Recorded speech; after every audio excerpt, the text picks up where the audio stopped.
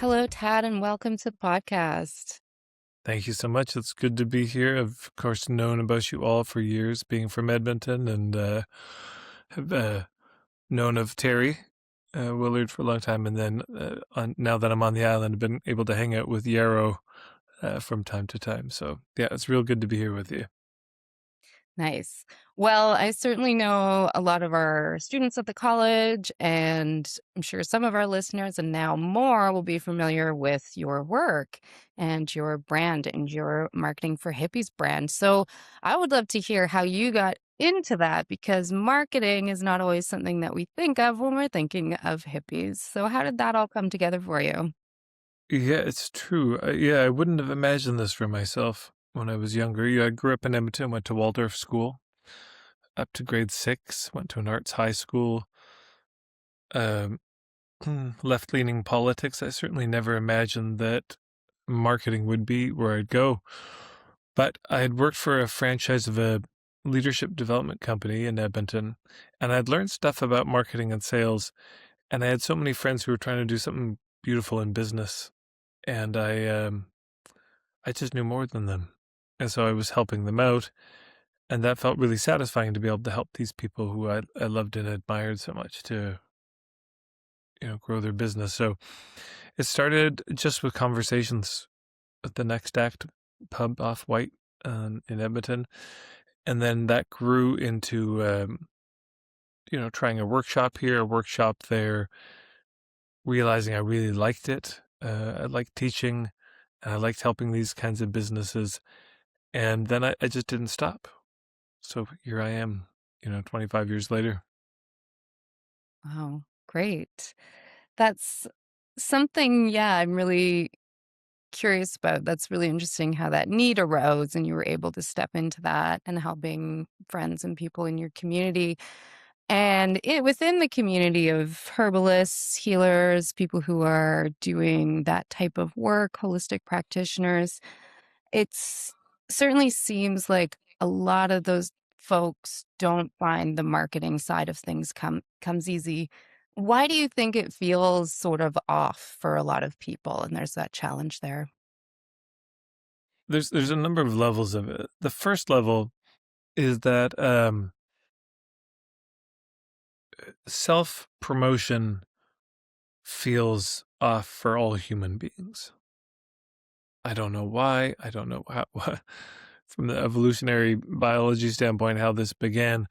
But if I take pretty much any person and I say, hey, come up to the front of the room and convince us to hire you, everybody recoils. Yeah, everybody, the whole notion of promoting ourselves feels hard in contrast to promoting other people, which feels easy. All of us could get to the front of the room and try to convince people to hire our friend and tell why they're so great. So I think part of it is just baked in. And when we don't acknowledge that and make ourselves wrong for it, we feel like, oh yeah, I'm broken. There's something deficient about me that I can't shamelessly promote myself. But the only people I see who do that are sociopaths. For most people, there's a real discomfort with it. And so the problem isn't that we're uncomfortable with self-promotion. That's not a problem at all. The problem is we think we should be good at it. And then that's what creates the internal pressure and friction. If you can just accept that it's always going to feel a little uncomfortable for you, then that's the beginning. That's not the end. That's the beginning of realizing how you can market yourself. Because if we're really good at promoting other people and we're really bad at promoting ourselves, then there's the invitation that your marketing can become, at least in part, making it easier for the people who already love you to spread the word about you. We can really shift the orientation from marketing to thinking, oh, I just need to be better at plugging myself, to creating systems so that other people are doing most of that on our behalf. So that's one thing. And the second thing is the way we look at marketing, the way we think about it, I think is inherently stress producing. So if I think the job of marketing is to convince you to buy something, that's going to be stressful because I'm trying to control another human being. I'm trying to do something that may create resistance in another person because it should create resistance. So, um, if our fundamental goal is to try to get the sale, it's going to feel stressful. If our fundamental goal is to try to get to the truth of whether or not it's a fit, it won't. So, yeah, I mean, talking about that sort of, as you mentioned, there's seems to be a natural instinct towards not promoting ourselves. So, in the current sort of climate of promotion and marketing, and so much of it has to do with social media, and we take a lot of that on as business owners, as practitioners, having to do the content creation, and building brands and staying visible. And how do you think this is affecting people psychologically and creatively?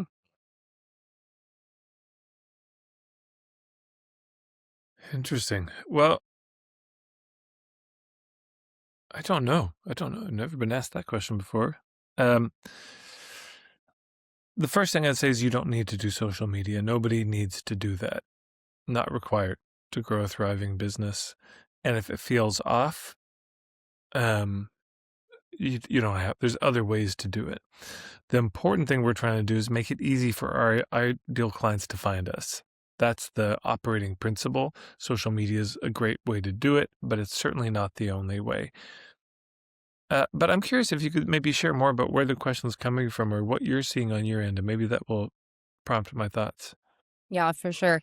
And I appreciate that you have told me that we don't have to be on social media, because it does feel like there's a lot of pressure to do that. And what I see is a lot of people really burning out from keeping up with and on top of the trends and these algorithms, and how feeling like we need to understand how to maximize those, but they're constantly changing. So it's very difficult to keep up. And then, when it comes to things like Instagram, if you're not posting regularly, the algorithm stops favoring you. It just feels like you're set up to fail if you don't do it perfectly according to their rules. And that is a Uh-huh. challenge, I think, both psychologically, because you're in this race that you maybe can never win, but also creatively, because you kind of have to conform to what they're telling you is going to get that traction. Yeah. Okay. Well, so with social media specifically, amen to everything you just said. And of course, the very presence of social media in our lives is affecting us psychologically, whether we're marketing or not. But if you're marketing on it, then you tend to be on it more. And social media will take the toll that it does. But if we step back a little bit bigger picture, there's this question of how do I share my work? How do I get it out there? How do I have people discover it? It's not an infinite number of tactics, but there's lots. There's a lot of things you could do. You could put up posters. You could do public speaking. You could do online presentations. You can go to networking events. You could host local meetups that turn into, you could host gatherings of local hubs and start building relationships with hubs. You could go for coffee one-on-one with people who might be good hubs and sources clients. But the important thing is you've got to pick an approach that you can do sustainably over time. That's key. And for some people, the social media, there's no particular psychological effects. They're keen on it, happy to keep up with it, and doing great with it. In my experience, that's very rare because, as you say, you really got to know what you're doing. But I would say almost with any tactic, you really want to know what you're doing. But if you pick one that you don't actually want to do, that's the trouble. So, for example, there was one woman who came to my workshop years ago who was one of the most extroverted people I've ever met in my life. And I asked how she marketed her business, and she said, oh, mostly email, online, things that involved her sitting at home alone with her computer. And I said, Leanne, just stop all of that. Find out every conference, event, festival where your people are at and go to those, because you're going to meet everybody at that event. And you're going to get, this is the easiest way. But in contrast, there might be somebody who's profoundly introverted, and they've been told you got to go to these networking events, but it's silently killing them. And uh, some people, I'll ask this in my workshops, raise your hands if you love to write. If writing is kind of an affliction, you're just going to do it no matter what. And there's a few hands that go up. So for them, Substack might be great. And I say, raise your hand if writing is a real struggle. It doesn't come easy, and hands go up. So you probably don't want to pick Substack as your thing. Some people really love to have conversations, so doing a podcast could be great. And other people, not their thing. And on and on and on. We can go through all the tactics. The important thing is you find an approach that you can do sustainably over time. And if you're finding yourself burning out, there's either you've picked the wrong tactic or you're going about it in the wrong way. It's at least worth considering that the problem may not be with the tactic, the problem may be with the approach to the tactic, and that there may be a way to pivot, to shift the tactic so that it becomes more sustainable. Like one example, there was a rabbi, my mom had a rabbi as a kind of spiritual coach for a while. Are we Jewish? No, but it was, 2016. It was a wild time. And I said, give him an hour of coaching for me, because he'd mentioned to her that he really struggles with marketing. And we spoke, and he talked about how he would go to these synagogues, and he has these online programs, but he said it feels very strange to be at the front of a synagogue and then go into a pitch. And yeah, so it could seem like, oh, well, so this is a bad tactic. Speaking at synagogues is not going to get me clients, so I should stop doing it. But I said, well, you're right, I think. That would be very strange. But if the rabbi who's hosting you does it, it's okay. See what I'm saying? He goes off, Rabbi Michael, thank you for your good words. If you like what Rabbi Michael has to say, he's got a website. What was your website again? And he's got he's got these online programs, and one of them's all about this, and you should check it out. He's wonderful. Great. Sometimes just a small pivot in the thing, or networking events, people go and they have a hard time, but you can make a few shifts to how you go to a networking event that may have it feel better. So for example, you could pick some important networking events and go with a friend, and you spend the night networking for them and they network for you. And all of a sudden it's more fun for everybody. You could stop picking networking events based on where you think your ideal clients are. And you could ask yourself, where would I find the people who are connected to my ideal clients? What are the events where there's hubs? You could go to the networking event and just immediately go to the host and introduce yourself, thank them for the evening, and say, hey, these are the people I'm wanting to meet, these kinds of hubs. Is there anyone you can think of here who could connect me with those kind of people? And then they walk around and introduce, there's things you can do that take some of these tactics from feeling like a frustrating waste of time that burns you out to actually working. And I think inherently there's just going to be some tactics that work way better for some people than others. Yeah, and I think that's something that a lot of people struggle with, and you mentioned earlier on too, is that how does one distinguish between, what is self-promotion that is necessary for running a business Mm-hmm. versus uh, persuasion, manipulation, tactics that might be a little less ethical, right? Uh, where does that line get crossed in wellness marketing? I think that's a lot of people are sensitive to that in this sort of spaces. So, how do you manage that? Or what sort of advice do you have for folks who are struggling with that side of it? Right. So just if I'm hearing the question, there's this sense of I've got to promote myself, but I don't ever want it to feel pushy, unethical, manipulative. I can't sleep at night because of it. Yeah. It really is surprisingly simple. To me, it comes down to one rubric, but I can give some other ways to look at it.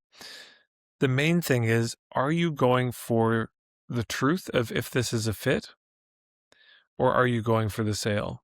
If you're going for the truth, it won't be manipulative. If you're going for the sale, it will be. That's basically it. It's a lot, primarily it's about our orientation. It's about what's the agenda. And again, because you can have the overt agenda of like, hey, I'm having this conversation just to see if I can help you, to see if this is a fit. My goal is to get to the truth. And hey, if I can't help you, I might know somebody who can. But that's my open agenda. That's very different from a hidden agenda to I'm trying to get you to buy right now, which people will receive as pressure. So it's not about the amount of promotion, really. It's fundamentally where it's coming from.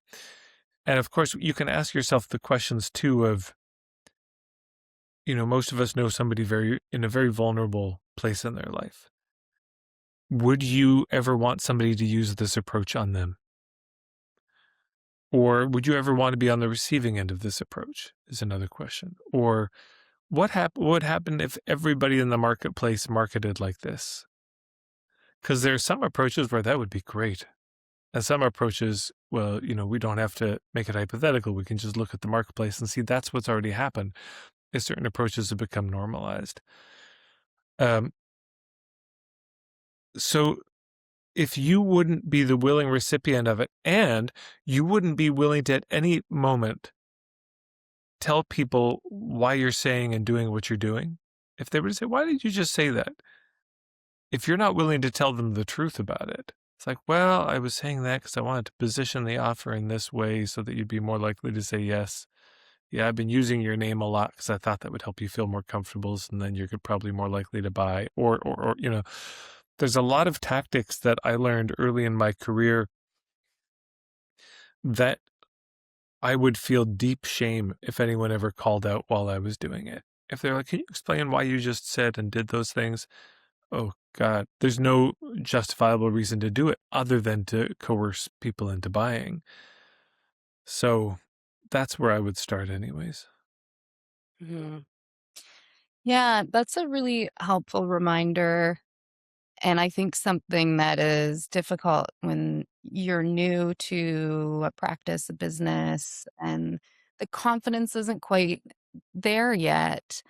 It can be really difficult, and maybe you want your business to be a success, so you're sort of just really hoping everything works out, but there inevitably will be times where a client or a customer is not the right fit. That's not the right person, and that's a really yeah, I appreciate you bringing that up and bringing that reminder, because ideally, don't we actually wanna find I know as a herbalist, I wanna work with people who wanna work with me. I don't wanna work with someone who I'm not the right person for them, and you'll never be the right person for everybody. Yeah, and I think that word hope, that's the dangerous word. I mean, on a number of levels, right? One, hope is not a great strategy in business. Hoping people are going to buy, hoping people are going to sign up ends up making us passive. Like we don't have any agency. There's nothing we can do about it. So it's not good in that way. But also, so hope in terms of our larger strategy, not useful. But me hoping that you, Megan, are going to buy from me right now, that is really not helpful because that means I've slipped into the hidden agenda to get you to buy, as opposed to this overt agenda to get to the truth. So, stop hoping that they pick you. Stop hoping in general. Just, I'm not suggesting being hopeless or hopeful. Just hope free. Hope isn't that helpful in this. And, it's okay to have an agenda for your marketing strategy as a whole. Like my agenda for my marketing strategy is that it generates this many clients or this much money per year. That's great. There's no problem with that. The problem is when it gets specific, right? For like Megan has to buy. So you have an agenda for the process, but not the person. You've got to have an agenda for the process. There's got to be something you're aiming at. And in fact, this is for most of the hippies I work with. When I say, okay, how much money do you want to make this year? They go blank. They really have never thought about it. In fact, how much money did you make last year? They don't know. They kind of go blank. But you've got to figure this out a bit because otherwise, how do you know if your marketing is working or not? How do you know if it's hitting the mark? There's got to be a mark to hit. And often what happens is people just go through the year and at the end, it's like, yeah, that's about what I was trying to do, or I was trying to hit that. But that's like, you shoot the arrow, then you paint the target around it and say, look at that bullseye. Amazing. It's better to start with a bullseye and have something to aim at, which one of those elements is how much money do you want to make this year? How many clients do you want? Are you clear on that? So that you can know if it's effective or not, because it has to be effective. I mean, I think so many people come to me, I think they're drawn to my work because I talk about ethical marketing. And the ethics part is heavy because there's so much unethical stuff out there and we've all been burned by it. We may have employed it, but it has to be effective too. And those are not enemies of each other, ethics and effectiveness. If you're an herbalist, I hate to break it to you, people have to get better. It has to work. It has to be effective. It can't just be like, take this plantain and, oh, you didn't get better? Well, it sounds like you got a lot of fear stopping you. We can't do this. It has to work. It's got to get the job done. Being ethical, is great. And people will love you for that. But it also has to work. And it's the same with marketing. People I think those are two enemies of each other, but they're twins. Or ethics is kind of the foundation on which you build effectiveness. But if you're going to be a potter, that cup has to hold water. If you're gonna make a knife, that knife has to cut things. It has to do the job, and your marketing has to do the job. But you got to decide what that job is up front. Mhm. Yeah, it really struck me too when you mentioned about asking folks, okay, well, like what are your financial goals for this business? And them having no answer. And I wonder if this is something I imagine you may run into fairly regularly working with people who are, so-called hippie leaning. So with that, these sorts of folks typically have, criticisms of the capitalist system, of have some issues with the idea of making money. Like, yeah, how do we work with that? How do we hold those things to be true, being very critical of these financial systems that are not working well for our people, the planet, and all the things, and still have to play within that game and that system. Well, I mean, the first thing I'd do is I'd bless those people. Like, thanks for noticing. Thanks for paying attention to what's happening in the world. That doesn't concern me. Those concern. I'm concerned by the people who never think about it. The people who just, it never occurs to them what this system, to me, whether communism, capitalism, whatever, what it's doing to the world. This profound centralization of power in fewer and fewer hands. So that's the first thing. I mean, bless everybody for being troubled by troubling things. The second thing is, this is not new. I mean, this is, you go back as old as the beginning of empire, and maybe even a bit further to the domestication of plants and animals and metallurgy. You start this dynamic of, there's a great book called The Parable of the Tribes by Baird T. Schmuckler, and he lays this out. He says, imagine there's 10 tribes, and one of them goes bronze. They do the Bronze Age thing. They get their bronze tools, their bronze jewelry, their bronze weapons, bronze farm equipment.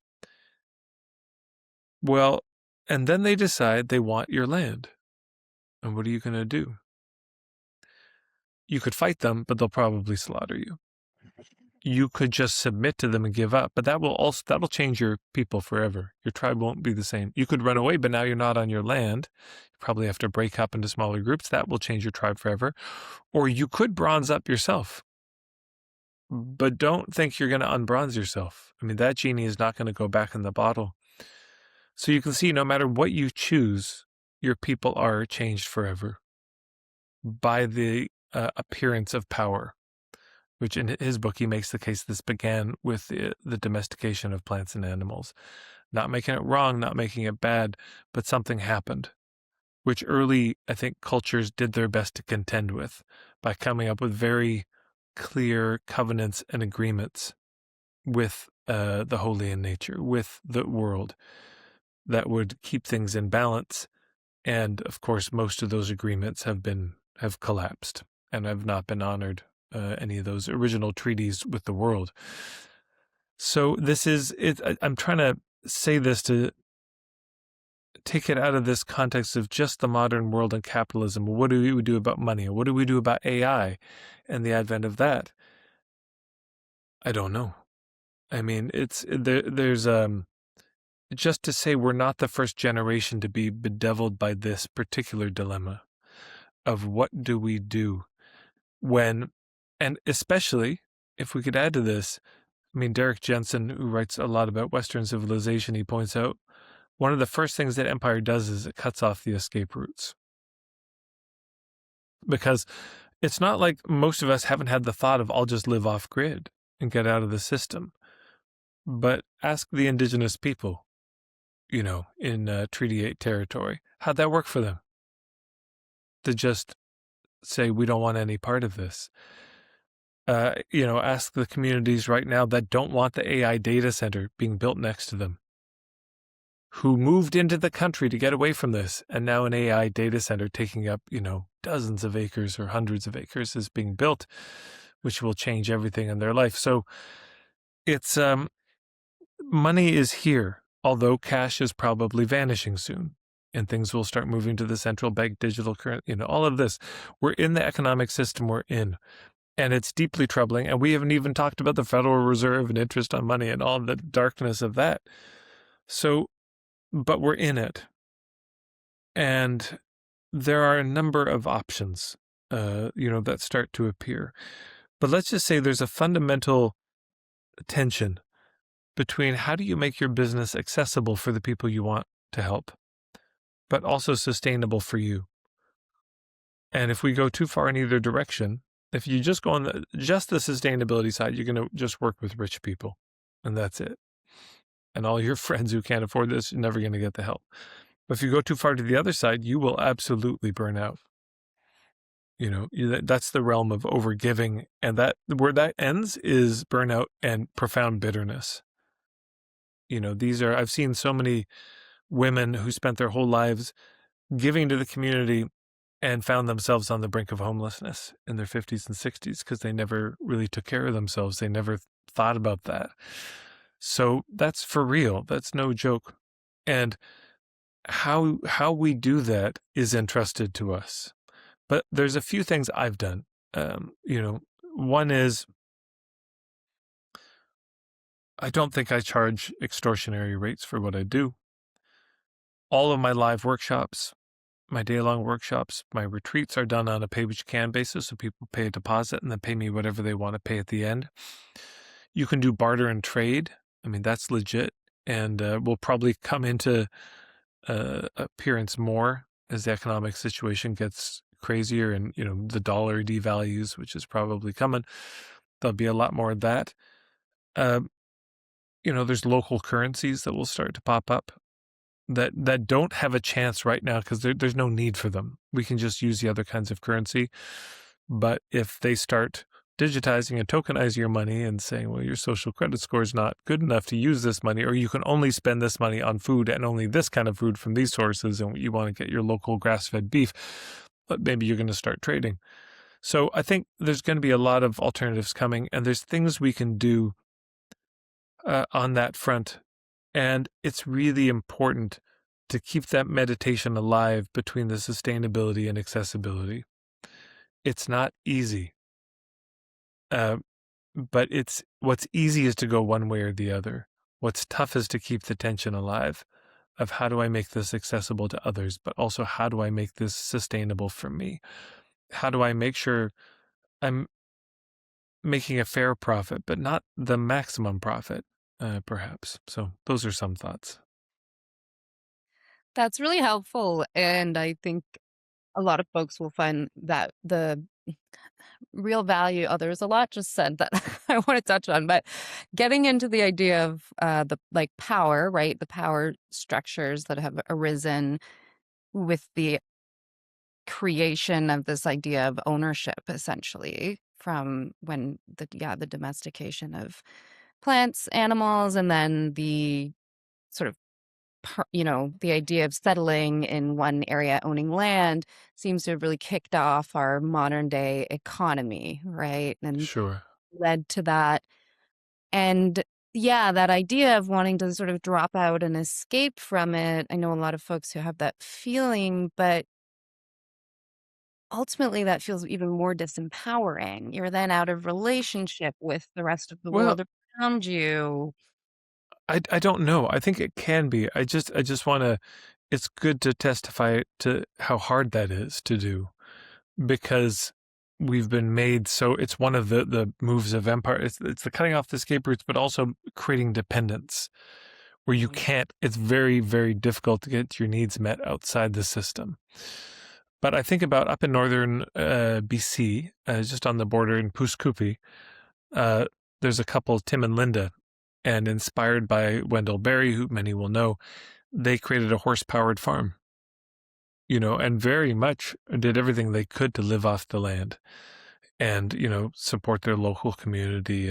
And so there's that.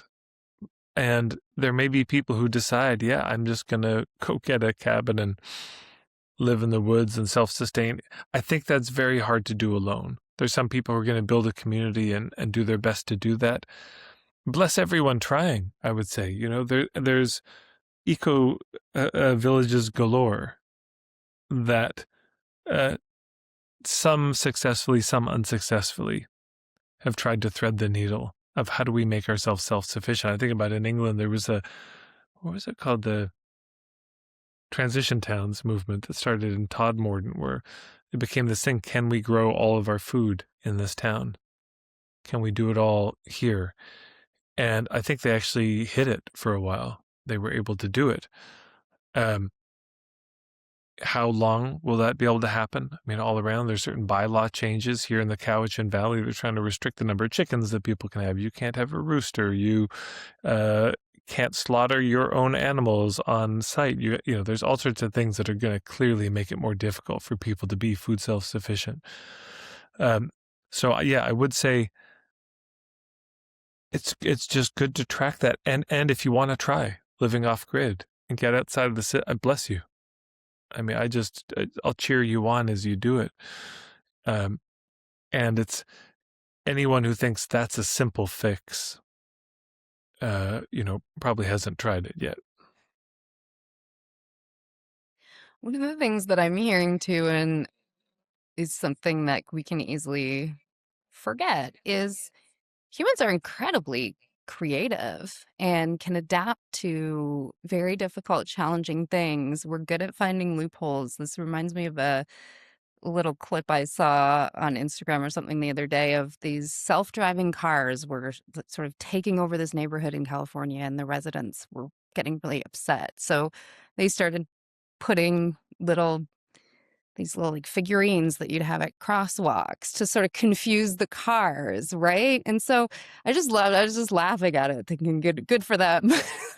It ends up with this massive traffic jam, and I just think there's all this new technology, there's all these new things happening that can feel really kind of daunting, and like you said, there's these new, rules that come into play, and, like, for you guys, it's the amount of chickens you can have, and, yeah, there's all kinds of different ways that it feels like this system encroaches upon us, and it's hard to feel like we have some choice, but humans are endlessly creative. And when we are able to use our imagination to think of even what you were saying about alternative ways of being engaging in economy, bartering, and things like that, there's a lot of places we can go outside of the norm while not completely running away from the system and society. Yeah, So I'm also interested, let's go back to actual marketing tactics. sure. So if we want to get out there and start promoting ourselves, one of the big buzzwords of the last few years, of course, is authenticity. Mm, Now, there's some people who are now finding that even that concept itself is getting frustrating because that's starting to feel more like a performance. So, how do we stay grounded in who we are and, increase our own confidence in showing ourselves to the outside world? Because that can be difficult for many people. Do you have any tips for how we can really embody our own self while we are promoting ourselves? Yeah. So, okay, there's a lot of ways to come to this, but here's one to start us off. That most of us under stress, we vacillate between two different poles. We either collapse or we posture. Yeah, and so there's a lot of different names for this. I'm not the first to think this thought. But collapsing, it's the kind of high school nerd archetype. You make yourself really small, you're really shy, you just apologize for everything, and you overgive, and you just want people to like you so bad. And there's that. It's kind of the deflated balloon. The other side is posturing. And posturing is where you puff yourself up. You're the overly you're about to burst as a balloon, and you take up a lot of space. You've got boundaries, whereas the collapsed person doesn't, but they're very touchy boundaries often. And it's, I want to be seen as great and valuable. I want to be respected, and yeah. So most of us go one way or the other in this. And so the collapsing, of course, reads as a lack of confidence.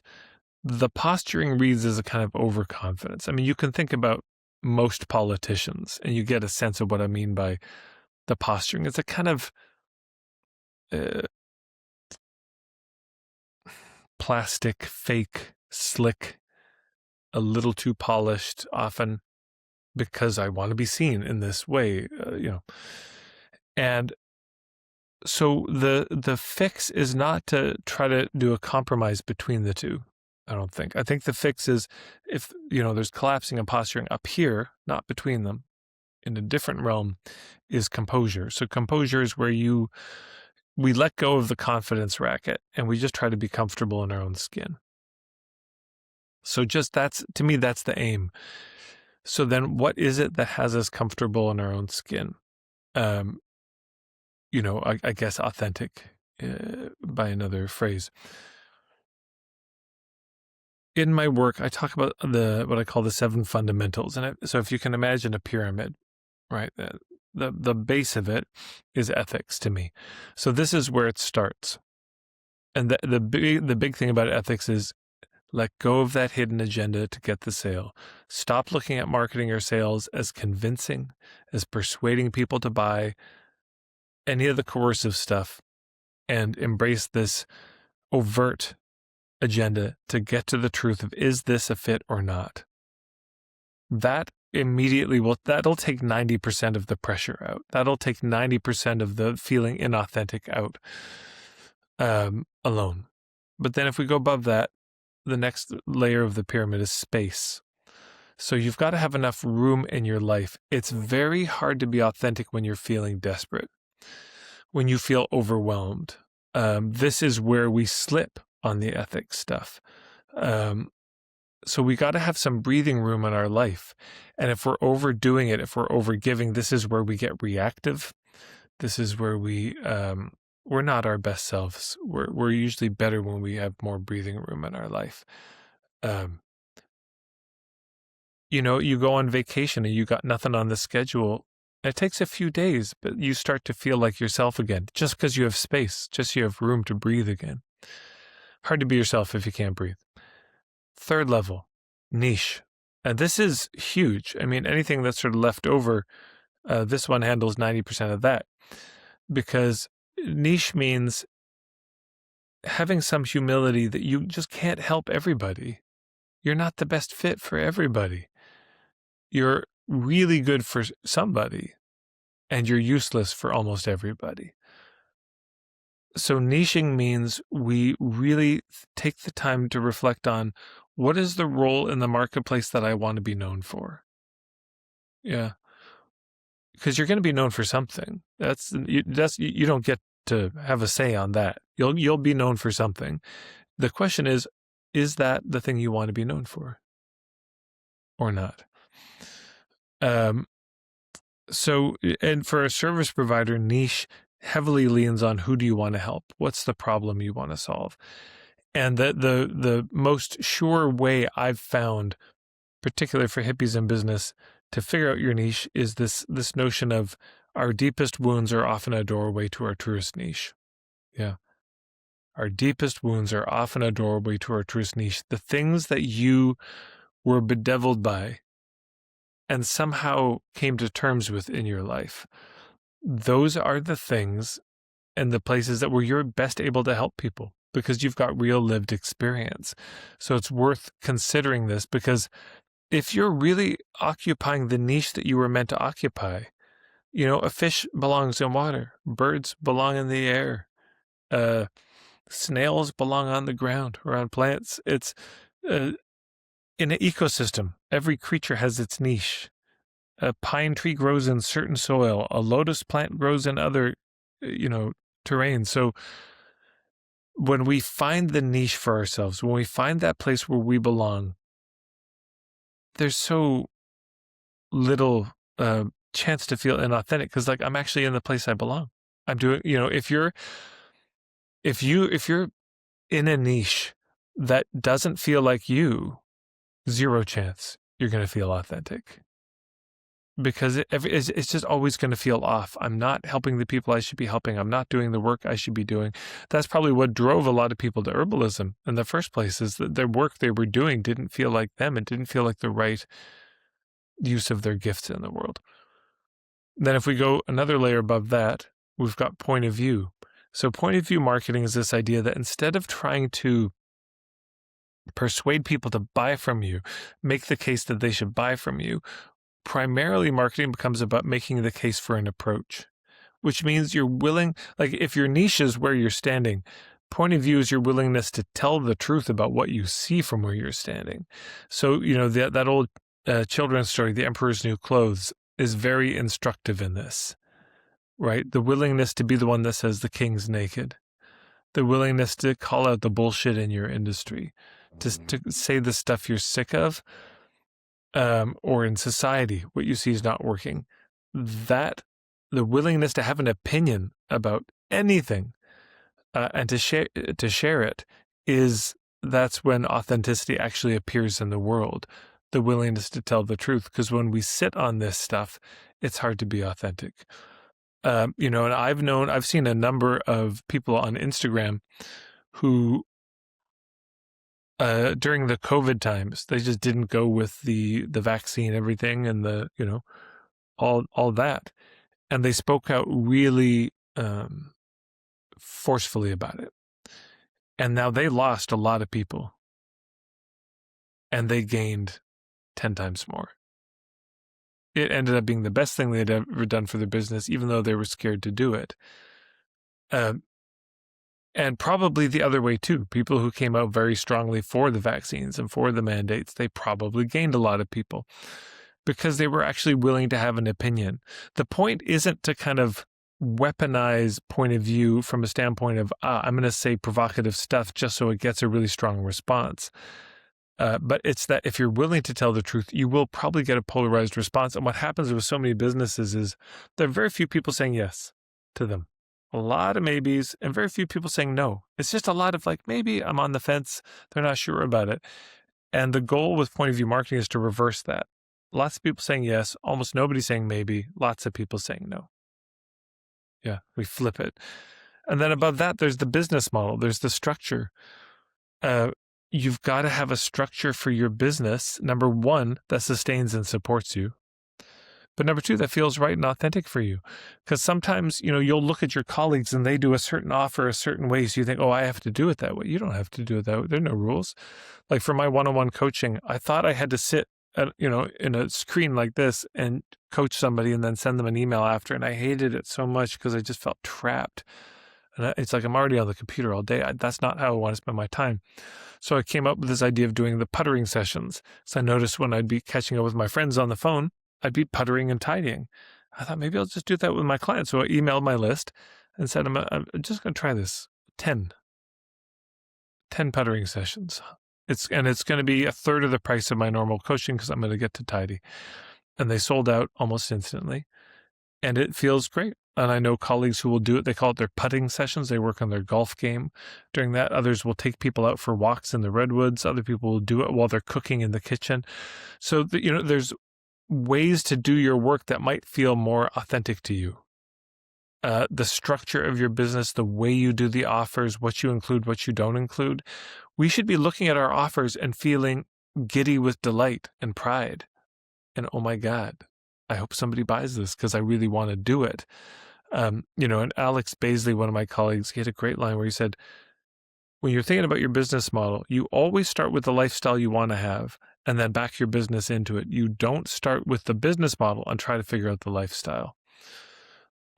So you do that. You're going to just feel more authentic because the business model is where all that work you've done to figure out who you are and what's important to you and what you believe and where you fit, that's where it starts to express itself. You start to build something based on that, which then is inherently unique and interesting as well.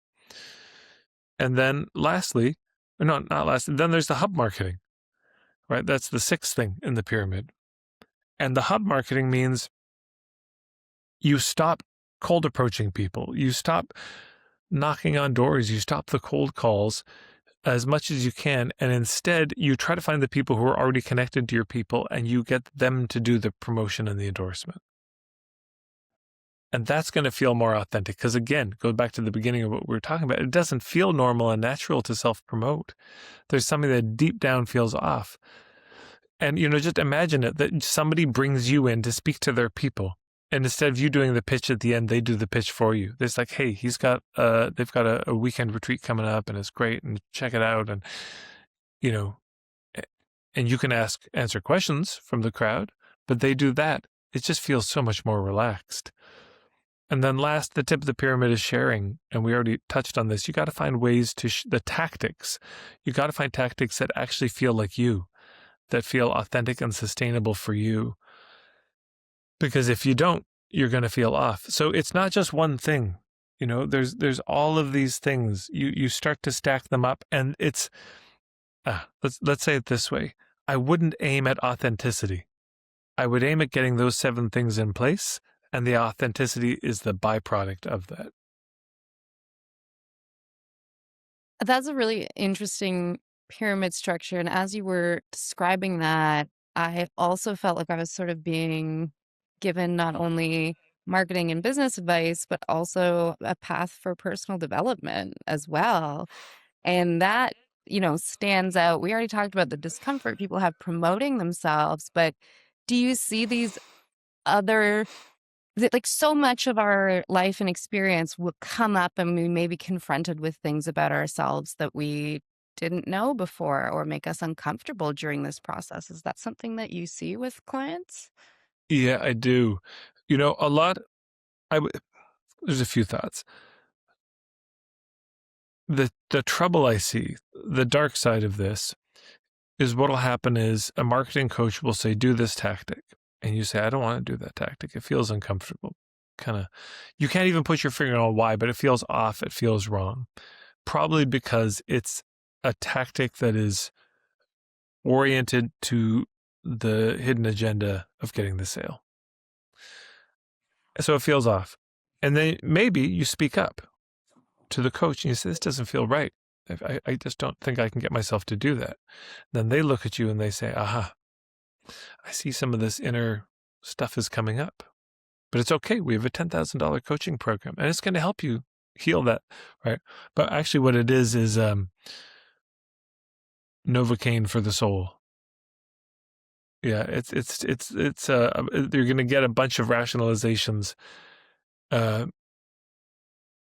pave over any doubts that you might have so that your conscience go back to sleep and you stay under the spell. So that's what can happen. And what I've found is 90% of the kind of whim-whams that people get around marketing are handled by going through those 7 steps. Like you can save yourself years of therapy, usually just by laying those foundations.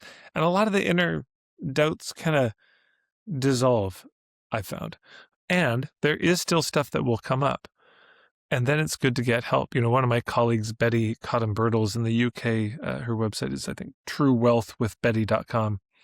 But she does this inner work specifically with entrepreneurs because, all the childhood stuff, of course, it's still there. the visibility thing, you tried to share yourself when you were a kid, you got smacked down enough times, and some part of you viscerally, even if you have, this is interesting, even if you have an ethical approach, sometimes it can be hard to go up the pyramid because you go to find your niche, but the thought of being special, being unique, being visible is so fundamentally terrifying at the nervous system level. And so often in those cases, yeah, there's some healing needed. And the thing I would say too is, if there's some fear of being visible, it's good to remember you don't have to become visible all at once. You can and probably should titrate it. You can slowly reveal yourself to the world. And it's also it's often tied up in this fear of being in the spotlight. But we can also think about this differently, that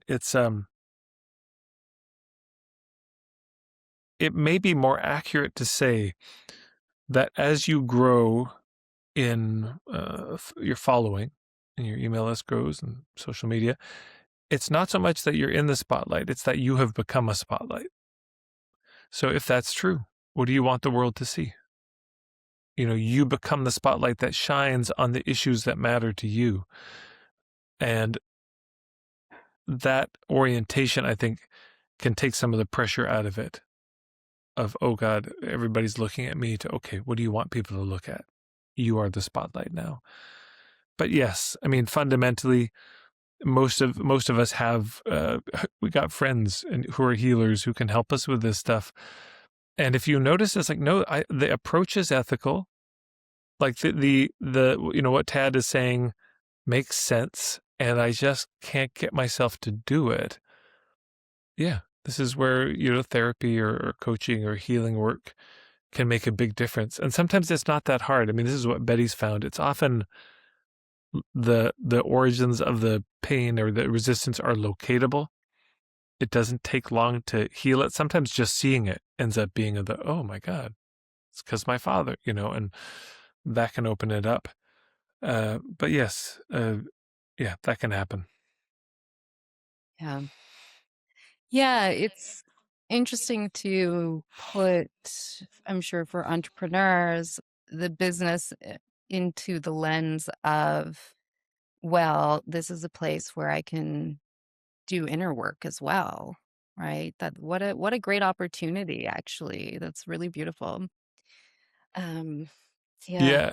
Yeah, I mean, it's I think true of pretty much any path in life, and entrepreneurship is not left out. If you want to confront your wounds and your shadows, yeah, start a business.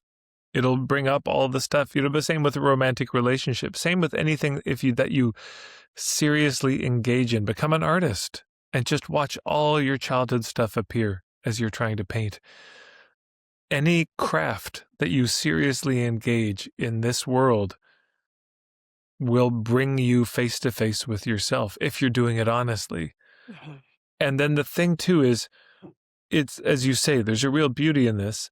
And there's also, as you engage it, that starts to give you more information about what your niche is.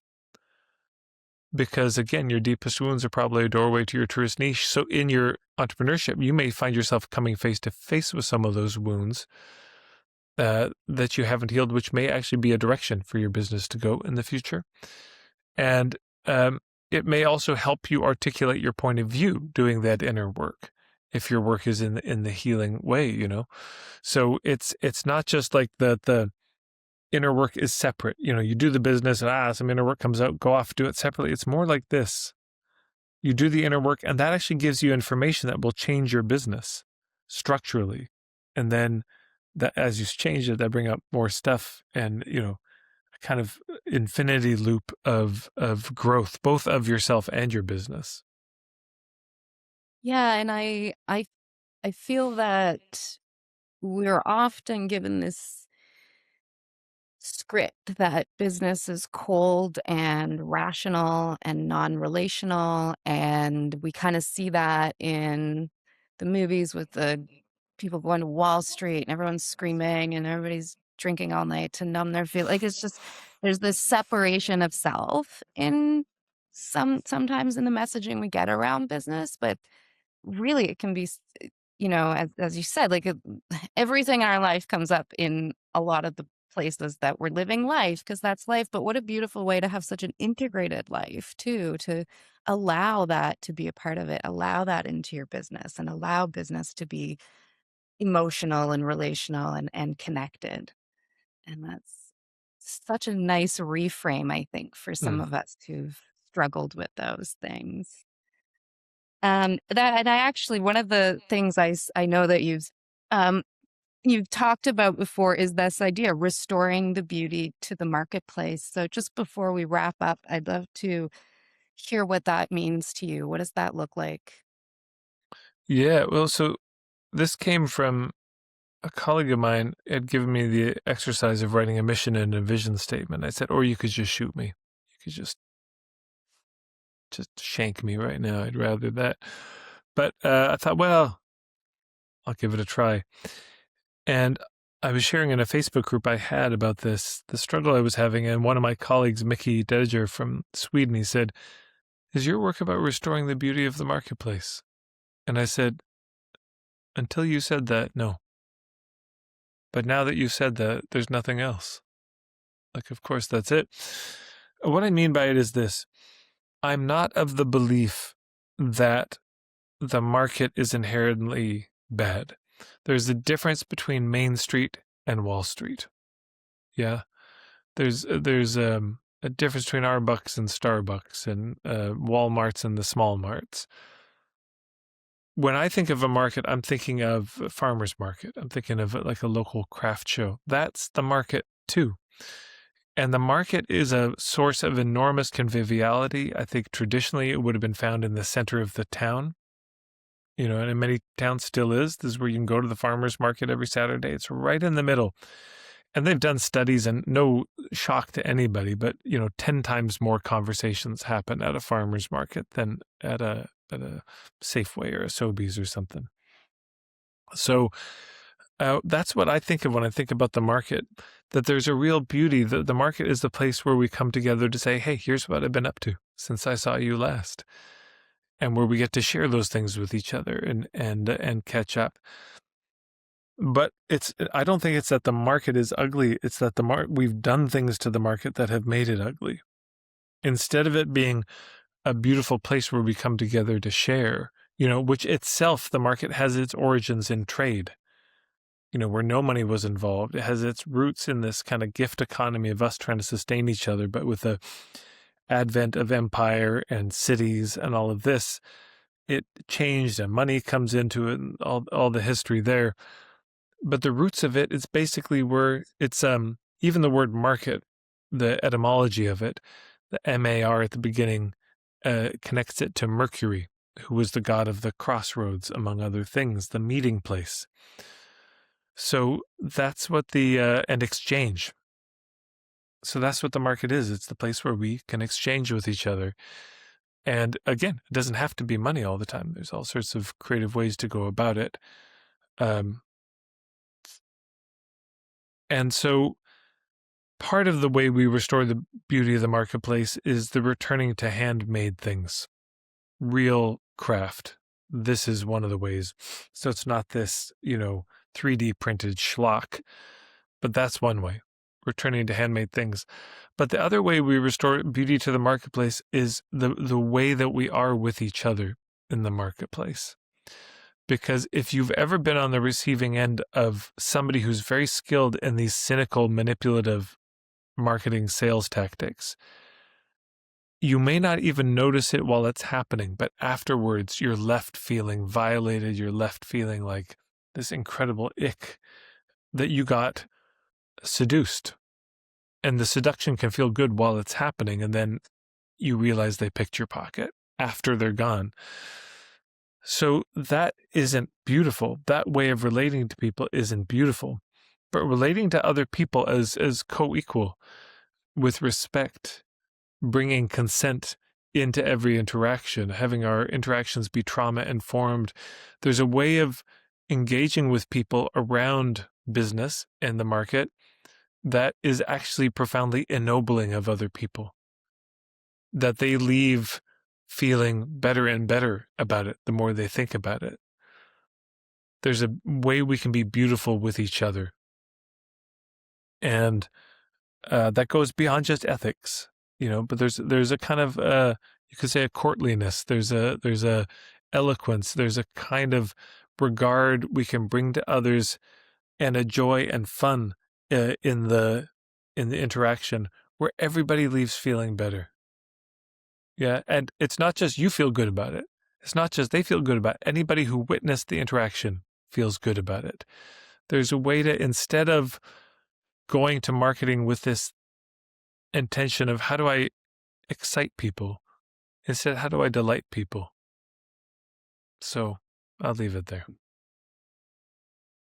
That is lovely. Thank you for sharing that vision. That's very inspiring, and it's been really helpful for me to just hear a lot of these ideas, and so I know that will be helpful for so many of our listeners. Tad, why don't you tell us about some of your offerings and where people can find you? Sure, but not before I do what's proper, and just thank you for your work with this podcast and the Wild Rose College. And to everybody listening, thank you so much for what you're doing. Um, in Canada in particular, the Health Canada, they make it so hard for people to make a living uh, doing good things. I think about Yarrow and his business and the hoops they make him jump through with his beautiful product lines. And we live in this.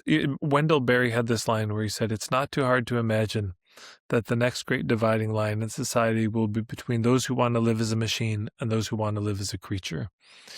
And we are right there. I mean, we are in the transhumanist moment now, and where health has become the modern med tech has properly staged a coup. I mean, you can read the book Rockefeller Medicine Men if you're interested in how that happened, and the Flexner Report and all of this. And this idea that allopathic medicine was the only effective medicine, which is completely not true. But they didn't need to disprove anything. They just had to defeat it, which is what they did. And of course, the number 3 leading cause of death in the States anyways is iatrogenic causes, the correct prescription of the correct pharmaceutical. So, God bless pharmaceuticals for the painkillers. There's great stuff they got, in the right moment. But my God, we need to get back to these natural forms of medicine and working with plants. And it's incredible that any of it still exists. So much of this knowledge has been wiped out so many times by so many successive waves of colonization. And so bless you all for what you're doing, because I think in the times that are coming, we're going to need this medicine more than we've ever needed it before. And I'm so grateful to you for what you do in the college, putting more and more people out who have this skill and have this capacity for people who want to treat their health not like a machine, but like a creature. So thank you. I have to start with that. If you want to know more about me, marketingforhippies.com. That's my website. Most of the info is there. And if people are interested more in that 7 fundamentals, I've got an ethical marketing starter kit that's free. You can just put your email and you'll get it. And that'll walk you through that. And then if you poke around my website, you'll find most of the rest of the stuff. And if you want some very funny memes, Oh, yeah. Instagram. Oh, yeah. They come for the marketing, but they stay for the memes. It's true. Okay, well, Todd, thank you again so much, and what a pleasure, and I really appreciate you Oh, taking the time today to share your wisdom with us. thanks for having me.